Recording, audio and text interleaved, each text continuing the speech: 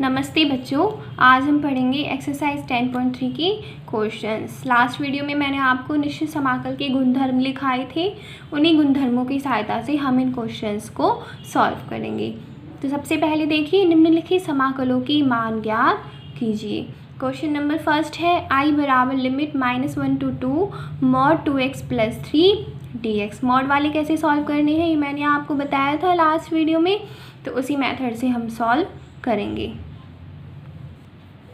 देखिए, हमें लिमिट कहाँ से कहाँ तक दी हुई है। लिमिट हमें दी हुई है -2 से 2 तक। जैसे मैंने आपको लास्ट वीडियो में बताया, दिए गए फलन को हम शून्य के बराबर रख के और x की वैल्यू निकाल लेते हैं। तो 2x + 3 को शून्य के बराबर रखेंगे। यहाँ से प्राप्त होगा x बराबर -3/2। -3/2 कहाँ पर आएगा?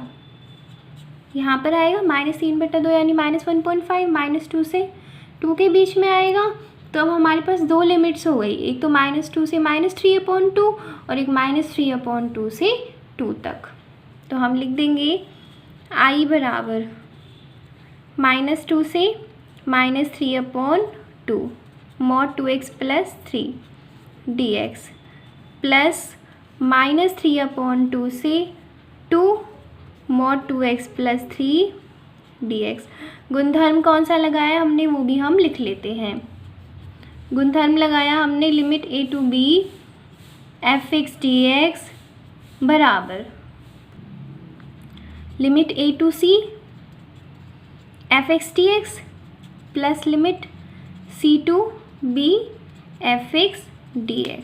जहाँ पर c है वो अंतराल a से b के मध्य में कोई अन्य बिंदु है। I की वैल्यू निकाल लेंगे। -2 से -3/2। सबसे पहले हम -2 से -3/2 के बीच में देखेंगे कि 2x + 3 प्लस में आएगा या फिर माइनस में आएगा। ये हम कैसे देखेंगे? 2x + 3 में -2 से -3/2 के बीच की कोई वैल्यू रखिए। मान हमने कोई वैल्यू ली -1.7, इन दोनों के बीच में आएगी। जब हम यहाँ -1.7 रखेंगे तो 2 का -1.7 से गुना होकर -3.4 आएगा, और -3.4 में 3 जोड़ेंगे तो क्या आएगा? -0.4। वैल्यू किस में आई? प्लस में आई या माइनस में?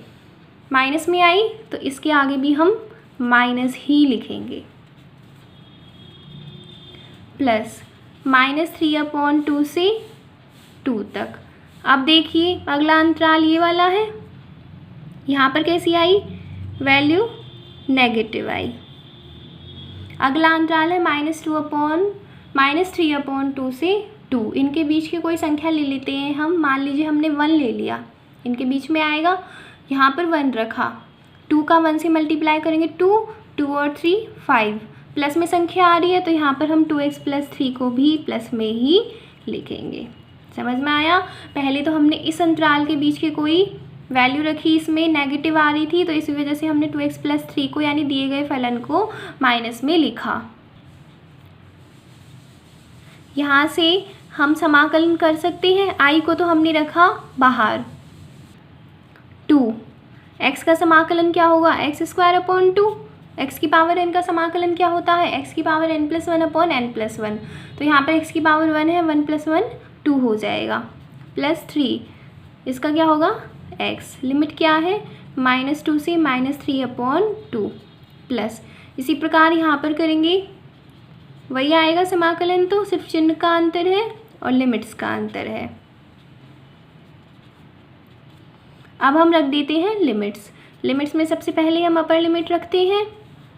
यहाँ पर 2 से 2 कट गया, x की जगह पहले अपर लिमिट रखेंगे। अपर लिमिट क्या है? -3/2, तो -3/2 का स्क्वायर प्लस 3, x की जगह -3/2।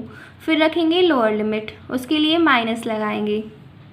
x की जगह आप क्या रखेंगे? -2, तो -2 का स्क्वायर। 2 से 2 तो कट चुका है। फिर -3 गुना x की जगह -2, ब्रैकेट बंद। इसी प्रकार यहाँ पर रख लेते हैं 2 से 2 तो कट गया। सबसे पहले अपर लिमिट रखेंगे, अपर लिमिट कितनी है 2, x की जगह 2 रख देंगे, 2 का स्क्वायर प्लस 3 गुना x की जगह 2 रख देंगे। फिर लोअर लिमिट रखेंगे, माइनस x की जगह -3/2 रखेंगे, इसका स्क्वायर माइनस x की जगह -3/2। अब बस सॉल्व करना है हमें। सॉल्व करेंगे, बाहर माइनस है, प्लस वाले माइनस में हो जाएंगे और माइनस वाले प्लस में हो जाएंगे। ये कितना आएगा 9/4, तो बाहर माइनस है, कितना हो जाएगा -9/4। ये कितना आएगा -9/2, तो माइनस माइनस प्लस, ये कितना आएगा -4, और ये बाहर माइनस है तो प्लस का 4, ये आएगा प्लस का 6, ये हो जाएगा -6। ये वाला ब्रैकेट सॉल्व हो गया। अब आगे देखते हैं। 2 का स्क्वायर 4, 3 का 2 से मल्टीप्लाई करेंगे 6, यहाँ पर क्या आएगा 9/4, और यहाँ पर प्लस का 9/2। सॉल्व कर लेंगे। आई बराबर 6 से 6 कट गया, 4 और 4 8, -9/4 और -9/4 जोड़ेंगे तो -18/4 आएगा। -18/4 को हम लिख देंगे -9/2। इसी प्रकार 9/2 और 9/2 को जोड़ेंगे 18/2 आएगा। 18/2 को हम लिख सकते हैं 9, और इसे सॉल्व करेंगे हम तो आ जाएगा हमारे पास में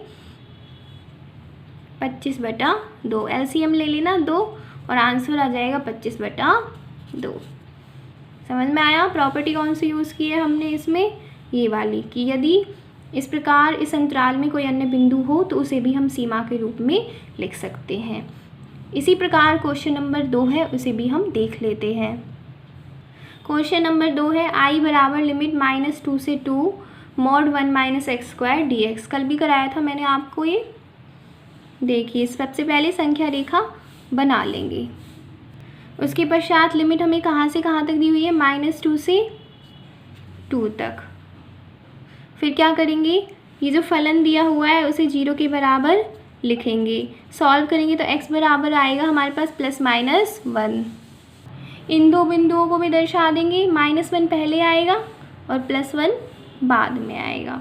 अब हमारे पास 3 अंतराल हो गए, एक तो -2 से -1, अगला -1 से 1 और अगला 1 से 2।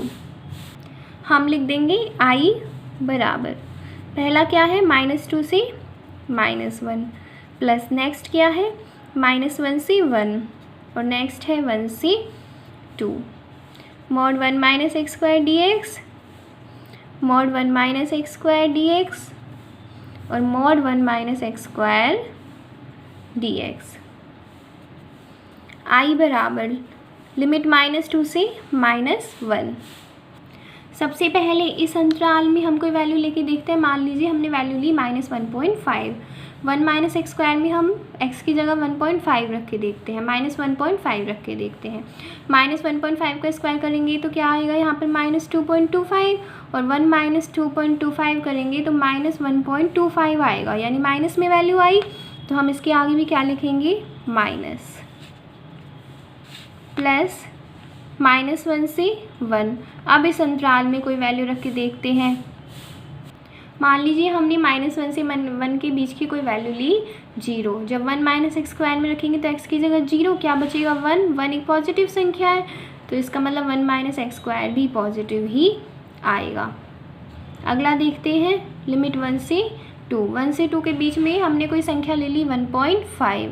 1 - x² में 1.5 रखा, 1.5 का स्क्वायर करेंगे 2.25, और 1 में से 2.25 घटाएंगे तो -1.25 आएगा, यानी माइनस में ही राशि आएगी। तो इसके आगे भी हम लगा देंगे माइनस। अब बस हमें समाकलन करना है। i बराबर माइनस तो समाकलन से बाहर, 1 का समाकलन x माइनस x² का x³/3। लिमिट क्या है -2 से -1, प्लस 1 का करेंगे x² का करेंगे x³/3। लिमिट क्या है -1 से 1, फिर माइनस बाहर, 1 का करेंगे x² का x³/3। लिमिट है 1 से 2। अब हमें लिमिट रखनी है i बराबर माइनस x की जगह सबसे पहले अपर लिमिट रखेंगे। अपर लिमिट कितनी है? -1। यहाँ पर x की जगह -1 रखेंगे तो -1 का क्यूब यानी -1 आएगा, और एक माइनस ऑलरेडी आगे लगा हुआ है तो माइनस माइनस प्लस। अब रखेंगे अपर लिमिट, x की जगह -2 रखेंगे तो माइनस माइनस प्लस। x की जगह -2 रखेंगे, -2 का क्यूब करेंगे -8, माइनस माइनस प्लस, और एक माइनस सूत्र का है तो -8/3।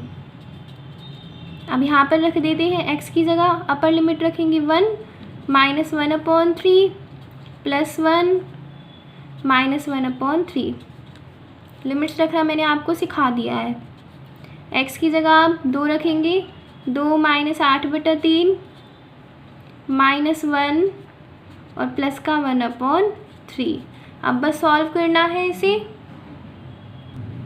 सॉल्व करेंगे तो i बराबर आएगा 4/3 + 4/3 + 4/3। ये वाला ब्रैकेट भी 4/3, ये भी 4/3, ये भी 4/3।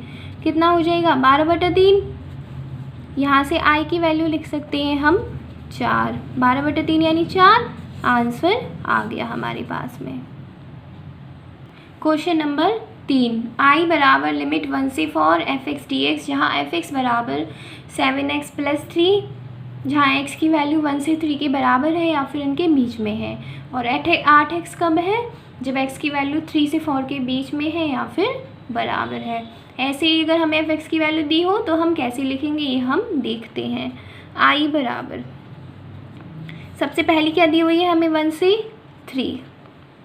इसमें हमें लिमिट्स निकालने की ज़रूरत नहीं है, हमें ऑलरेडी दी हुई है। जब हम 1 से 3 लगा रहे हैं तो f(x) की जगह क्या लिखेंगे हम? 7x + 3। अगली लिमिट क्या दी हुई है? 3 से 4।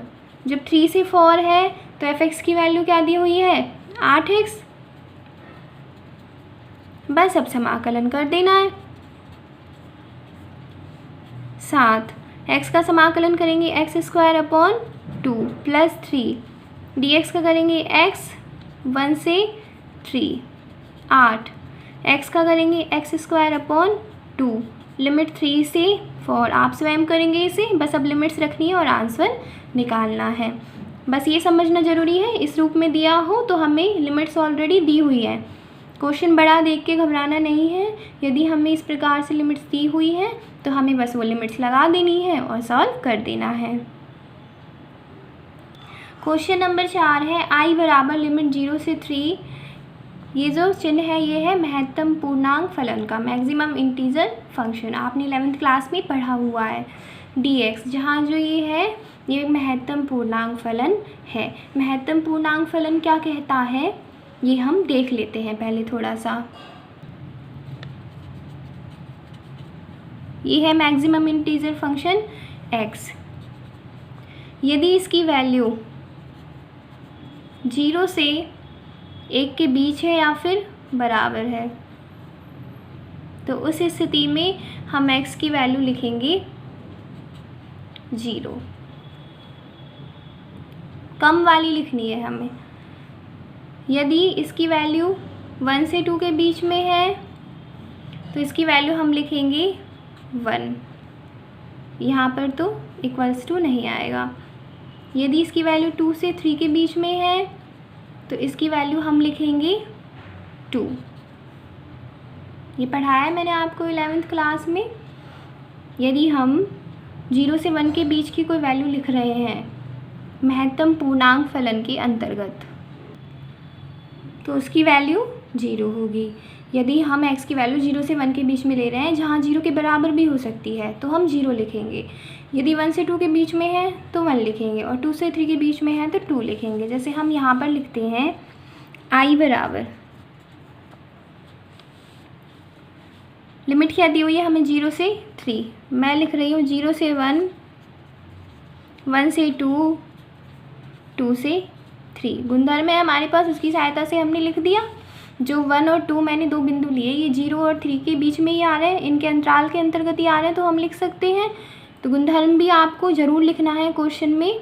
Limit a to b f(x) dx बराबर limit a to c f(x) dx plus limit c to b f x d x. अब हम रख देते हैं मैक्सिमम इंटीजर फंक्शन को।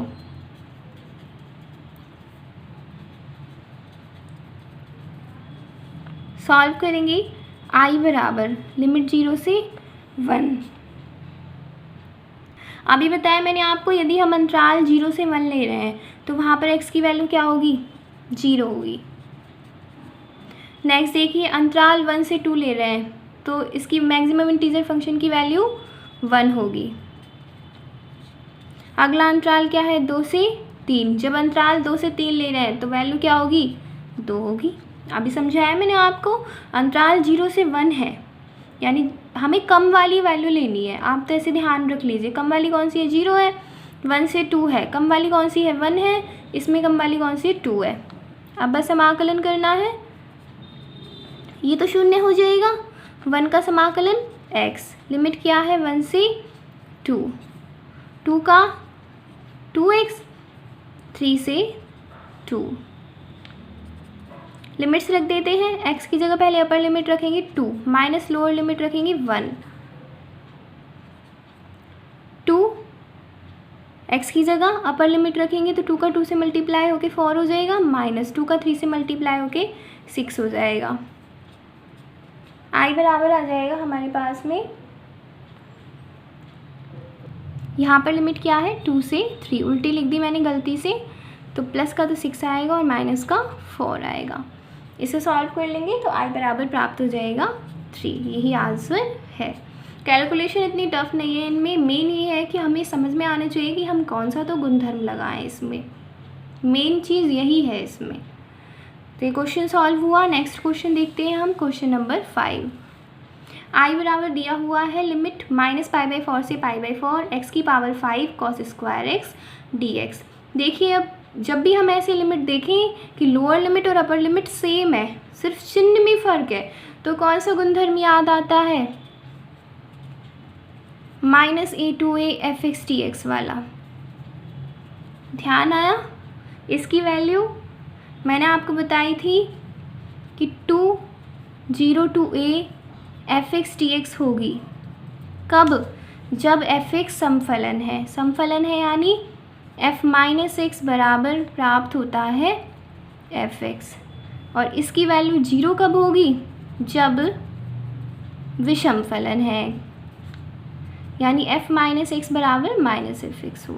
जब fx समफलन है तब तो ये होगा, और जब विषम फलन है तो 0 होगी। तो सबसे पहले हमें देखना पड़ेगा कि जो दिया गया फलन है ये सम है या विषम है। ध्यान रखिएगा, जब भी आपके लोअर लिमिट और अपर लिमिट समान आए और सिर्फ उनके चिन्ह में अंतर हो तो आपको ये वाला गुणधर्म अप्लाई करना है। सबसे पहले जो हमें fx की वैल्यू दी गई है हम उसी लिख लेते हैं। fx बराबर x की power 5 cos square x, f-x निकालते हैं। अब हम x की जगह क्या करेंगे, -6 रख देंगे, x की जगह -6, f-x, x की पावर -x की पावर 5 करेंगे तो -x की पावर 5 आएगा, और ये क्या आएगा, cos स्क्वायर x। तो यहाँ से जो f-x है वो किसके बराबर आया, -fx की, माइनस आगे लगा हुआ है, और ये किसकी वैल्यू है, fx की वैल्यू है। समफलन आया या विषम फलन आया, विषम फलन आया। समफलन तो कब होता, जब यहाँ माइनस आता ही नहीं। विषम फलन आ गया तो दिए गए समाकलन की वैल्यू किसके बराबर हो जाएगी, 0 के बराबर आ जाएगी। चूँकि fx एक विषम फलन है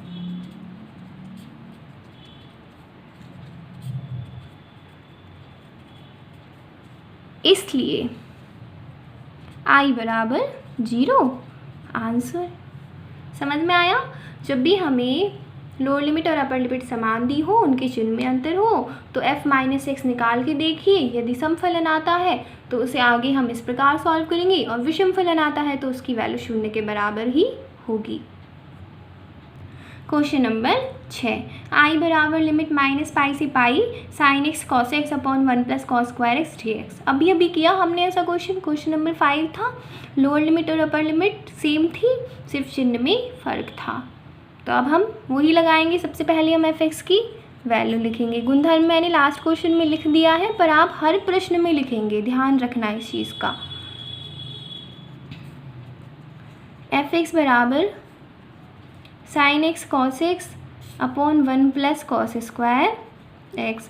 फिर क्या करते हैं, एक्स की जगह माइनस एक्स निकाल रखते हैं और एफ माइनस एक्स की वैल्यू निकाल लेते हैं। साइन एक्स की जगह माइनस एक्स रखा, यहाँ पर भी एक्स की जगह माइनस एक्स रखा। मैंने लास्ट वीडियो में भी सॉल्व कराई है ये आपको।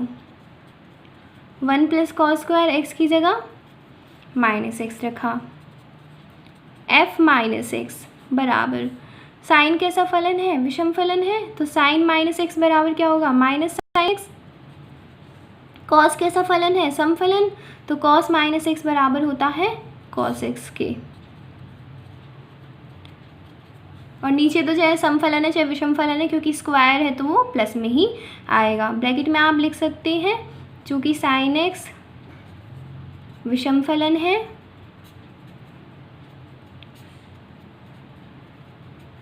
तथा कॉस एक्स समफलन है।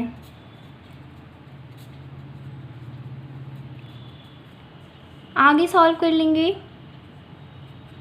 एफ माइनस एक्स, ये किसकी वैल्यू है, एफ एक्स की, और आगे क्या लगा हुआ है, माइनस।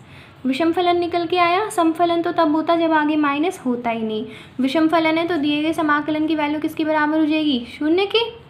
चूँकि एफ एक्स एक विषम फलन है,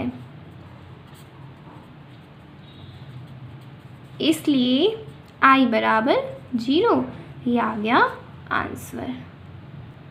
क्वेश्चन नंबर 7, आई बराबर लिमिट माइनस पाई बाई 4 से 3 pi by 4 root sine x upon root cos x plus sine x d x. इसमें क्वेश्चन नंबर 6 वाला गुणधर्म तो नहीं लगेगा, तो आप एक चीज़ ध्यान रखिएगा, वो वाला गुणधर्म नहीं लगे तो ए और बी अलग अलग दिए हों तो आप लगाओगे ये वाला गुणधर्म।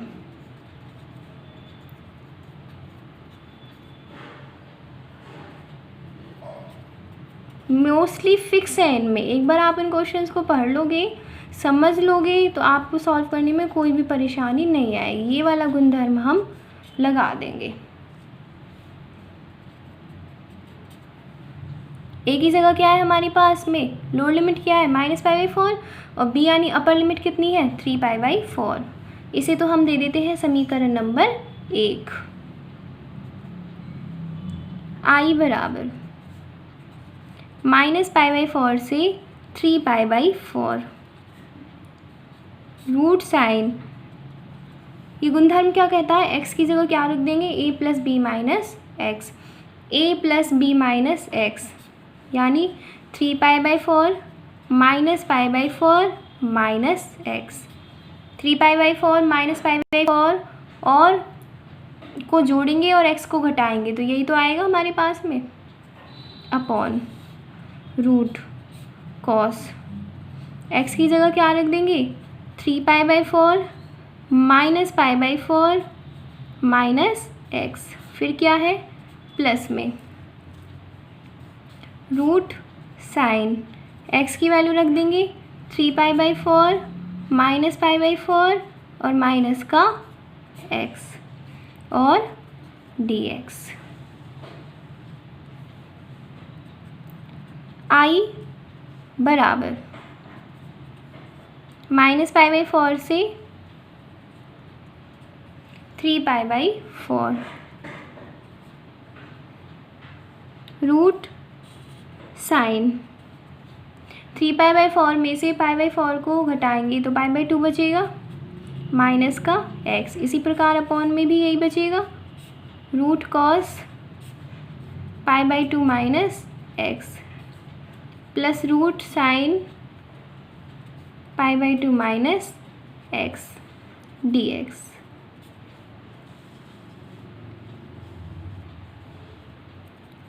आई बराबर -π/4 से 3π/4 रूट sin π/2 - x क्या होता है, cos x upon cos π/2 - x sin x plus sin π/2 - x cos x। उसके बाद क्या करते हैं, समीकरण 1 और समीकरण 2 को जोड़ देते हैं। समीकरण 1 और समीकरण 2 को जोड़ेंगे तो i और i कितना हो जाएगा, 2i। लिमिट लगा देंगे -π/4 से 3π/4। इक्वेशन नंबर फर्स्ट में रूट साइन एक्स आया था और अपॉन में यही राशि आई थी, तो क्या हो जाएगा,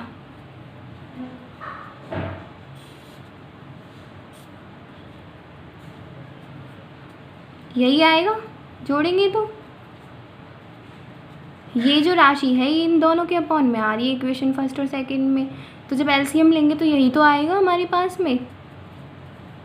2i बराबर -π/4 से 3π/4, ये तो कट गया, क्या बचा dx। इसका समाकलन करेंगे x -3π/4 से -π/4 से 3π/4। यहाँ से i बराबर आएगा 1/2, x की वैल्यू रख देंगे 3π/4 माइनस माइनस प्लस π/4। ब्रैकेट को सॉल्व करेंगे तो 4π/4 आएगा, 4π/4 यानी पाई, और ये आ जाएगा π/2। यह आ गया आंसर। क्वेश्चन नंबर 8, i बराबर लिमिट 0 से पाई e की power cos x upon e की power cos x plus e की power minus cos x dx। तो जब भी क्वेश्चन 6 और 7 में मैंने आपको गुणधर्म बताया वो ही इसमें लगेगा, बस उसका थोड़ा मॉडिफाइड रूप लगेगा जो उससे अगला लिखाया था मैंने। कौन सा लिखाया था,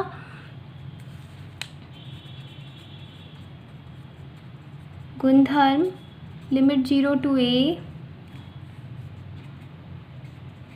f(x) dx बराबर limit 0 to a f(a - x) dx। उसी से तो है ये गुणधर्म, वहाँ पर a और b होता है, यहाँ पर a की वैल्यू तो 0 है, 0 + a - x करेंगे तो a - x ही तो आएगा, क्योंकि हमें लोअर लिमिट 0 दी हुई है, इस वजह से मैंने यहाँ पर ये वाला गुणधर्म लिखा है। i बराबर, इसे हम दे देंगे समीकरण नंबर 1, वही वाली प्रोसेस लगेगी जो हमने क्वेश्चन नंबर 7 में की। e की पावर cos x की जगह क्या रखेंगे, a - x π - x upon e की पावर cos x की जगह π - x प्लस e की पावर माइनस cos x की जगह π - x dx। i बराबर लिमिट 0 से पाई, cos π माइनस थीटा बराबर क्या होता है, माइनस cos थीटा, तो ये क्या आएगा माइनस cos x। इसी प्रकार अपॉन में आएगा, यहाँ पर माइनस आएगा पर एक माइनस ऑलरेडी है तो ये हो जाएगा। ये सॉल्व हो गया, इसे हम दे देते हैं समीकरण नंबर 2। फिर क्या करेंगे, समीकरण 1 और 2 को जोड़ देंगे, वही प्रोसेस लगा रहे हैं।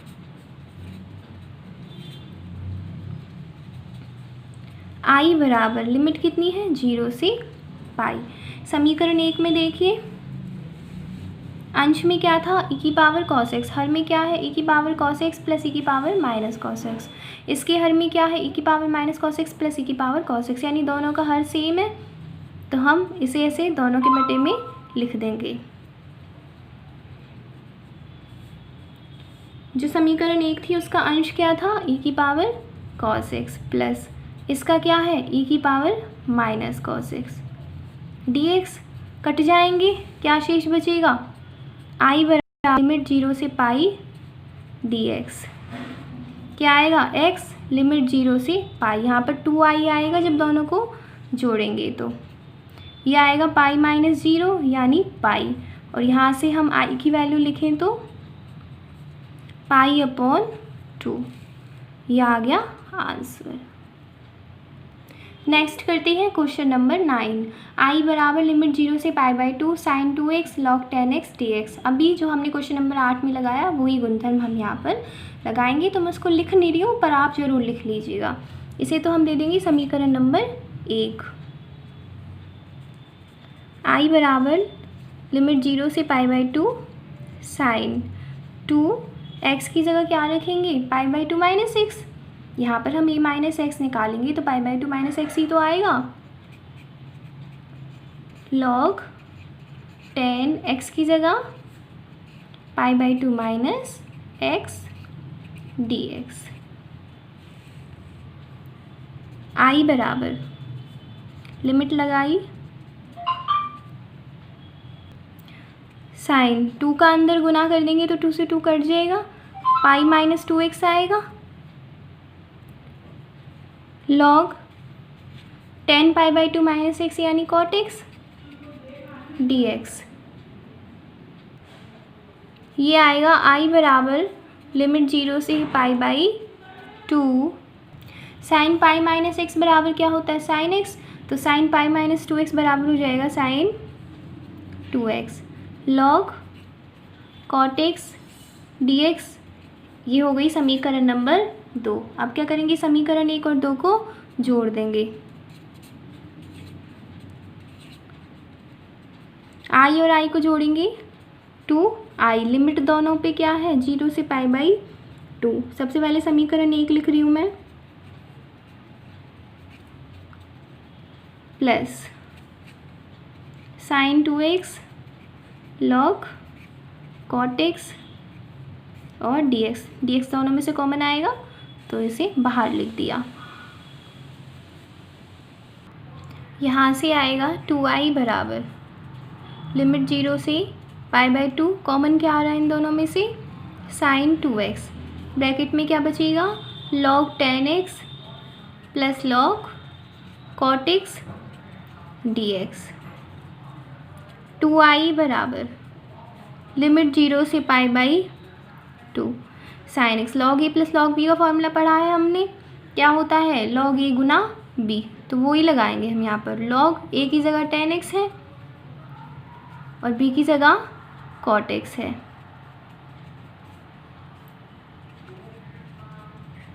log a plus log b था, इसका फॉर्मूला लगा दिया log a Guna b। 2i बराबर लिमिट 0 से π/2 sine x log 10x cot x कितना होता है, 1। cot x को 1/10 लिख सकते हैं, 10 से 10 कट जाएगा, 1 हो जाता है। 2i बराबर क्या आएगा, 0, क्योंकि log 1 की वैल्यू कितनी होती है, 0। ये पूरा कितना हो जाएगा, 0। यहाँ से i बराबर प्राप्त हो जाएगा 0। Question number 10। आई बराबर लिमिट -1 से 1 log 2 minus x upon 2 plus x dx। कैसे दी हुई है लिमिट्स, इसमें सेम है, सिर्फ चिन्ह का फ़र्क है। तो गुणधर्म कौन सा लगेगा, -a से a वाला, यानी f माइनस एक्स निकालना पड़ेगा हमें। पहले हम f(x) की वैल्यू लिख लेते हैं। गुणधर्म आप ज़रूर लिखेंगे।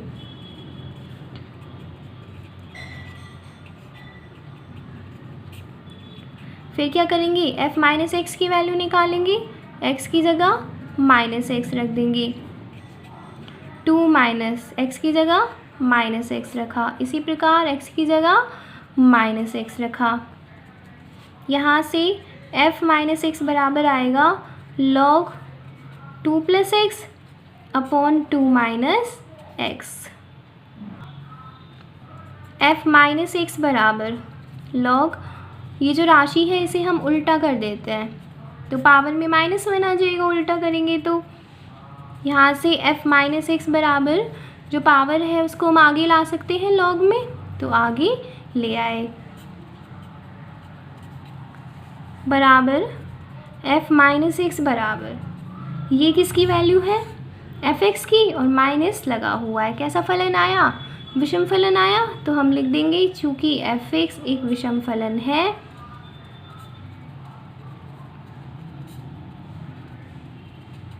इसलिए i बराबर 0 आंसर। दोबारा देख लीजिए एक बार, एफ एक्स की वैल्यू लिखी हमने, एफ माइनस एक्स की लिखी, यानी एक्स की जगह माइनस एक्स लिख दिया, ये आया। अब हमने क्या किया, इसे उल्टा कर दिया तो इन्वर्स आ जाएगा। लॉग की प्रॉपर्टी होती है कि हम घात को आगे ला सकते हैं, तो -1 को हम आगे ले आए, ये किसकी वैल्यू थी, एफ एक्स की, आगे माइनस, इस प्रकार आ जाए तो एफ एक्स एक विषम फलन है, और विषम फलन है तो समाकलन की वैल्यू होगी 0। आज की वीडियो यहीं समाप्त होती है, बचे हुए क्वेश्चंस हम नेक्स्ट वीडियो में सॉल्व करेंगे। धन्यवाद।